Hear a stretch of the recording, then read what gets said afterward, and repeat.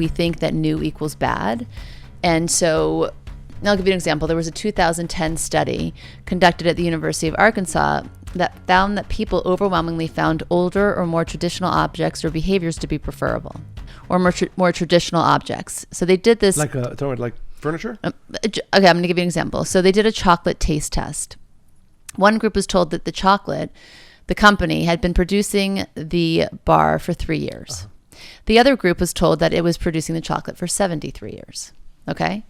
Overwhelmingly, the group that thought the chocolate recipe was 73 years old rated the chocolate much better tasting than the group that thought the recipe was new. So we have a built-in rating system that says new equals bad, which new could be change, right? Because what if the change is worse than what is currently?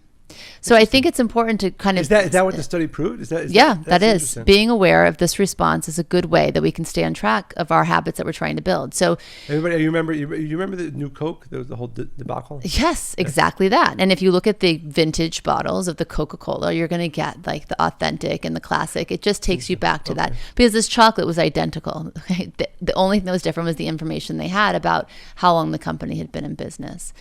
So...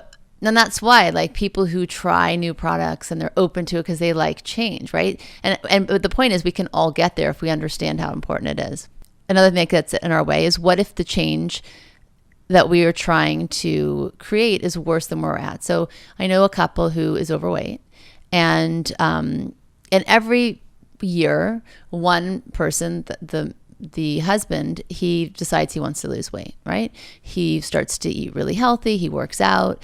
And whenever this happens and he starts to actually show progress and lose weight and he's feeling really good, so their relationship starts to deteriorate because she's feeling like she's going to be left behind. Really? And what if they're different as a couple, and that now, he's going to be something else, and she's not comfortable with this kind of change. And she's not aware of this, but she's sabotaging for him. And then he goes back to his old habits and he's still overweight. So I think, again, another way that we trip ourselves up is we fear that, again, and it's kind of connected to settling, but like, I know this, better the devil you know than the one you don't. So I think our listeners really should stop and say, okay, where is fear or some kind of belief system I have that's making me reject change or resist change? And I would say that it's also related to what we spoke about earlier.